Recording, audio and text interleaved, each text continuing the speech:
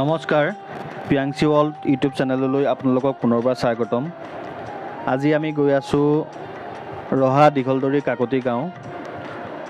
ৰহা দীঘলদৰী কাকতি গাঁৱৰ বানাক্ৰান্ত ৰাইজৰ খবৰ ল'ম আৰু কিছু পৰিমাণে খাদ্য সামগ্ৰী তেওঁলোকক যোগান ধৰিম।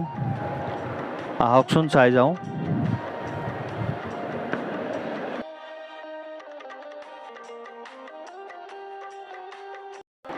এয়া সেই বাৰপূজীয়া পাইছোঁ।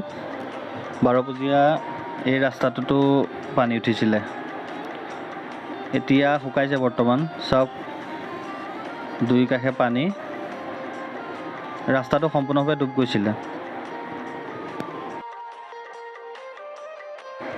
এয়া আমি আহি পালোঁ ৰহাৰ দীঘলদৰী কাকতি গাঁও। কাকতি গাঁৱৰ ৰাইজে কিমান জীয়াতু ভুগিব লগা হৈছে চাওক। প্ৰথমে এই ঘৰটো চাওক, কিমান দুখ লাগে। ঘৰটো চূৰ্ণ বিচূৰ্ণ হৈ গ'ল বানপানীত। তেওঁলোকৰ চোতালত পানী। এই মথাউৰিটো আছিলে, এই মথাউৰিটো ভাঙি ৩-৪খন গাঁও পানীত প্লাবিত হৈ গৈছে। বৰ্তমান ইখন গাঁৱৰ লগত সিখন গাঁৱৰ যোগাযোগ বন্ধ হৈ আছে।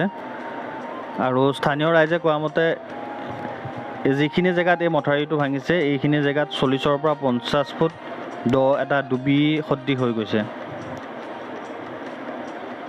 কিমান দুখ লগা দৃশ্য এইবিলাক, আপোনালোকে নিজে আহি নেদেখিলে অনুমান কৰিব নোৱাৰিব।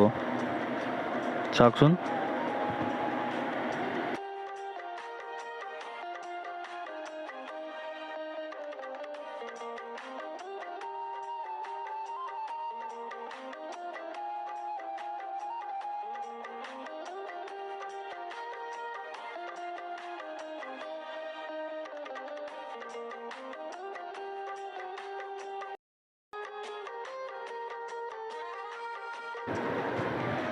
আমি বানাক্ৰান্তসকলৰ বাবে অলপ খাদ্যবস্তু লৈ আহিছিলোঁ, তেওঁলোকক বিলাই দিওঁ। আৰু এই সকলোখিনি হৈছে আমাৰ এটা গ্ৰুপ আছে, মানুহে মানুহৰ বাবে। এই গ্ৰুপটোৰ পৰা আমি তেওঁলোকক খাদ্যবস্তুখিনি ক্ষুদ্ৰ পৰিমাণে যিখিনি পাৰিছোঁ তেওঁলোকক দি যাওঁ।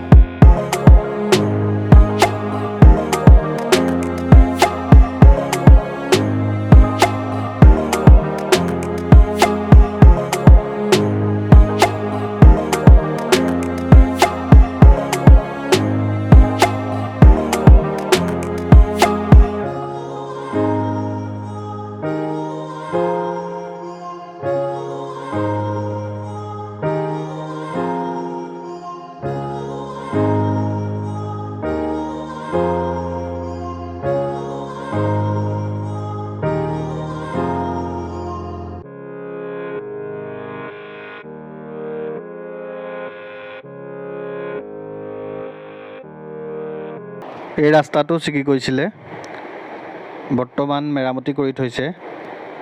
এইখন গাঁও বানত প্লাবিত হৈছিলে, ৰহাৰে।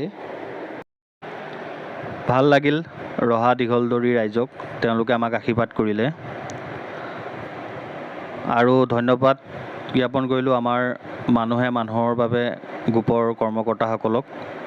ইয়াৰ আগত আমি দক্ষিণ বাৰপূজীয়াত বান সাহাৰ্য আগবঢ়াই আহিছিলোঁ, আমি ক্ষুদ্ৰ পৰিমাণে যিখিনি পাৰোঁ, আৰু এনেদৰে আমি আৰ্তজনক সহায় কৰিবলৈ চেষ্টা কৰি যাম। ভিডিঅ'টো চোৱাৰ বাবে আপোনালোকক ধন্যবাদ।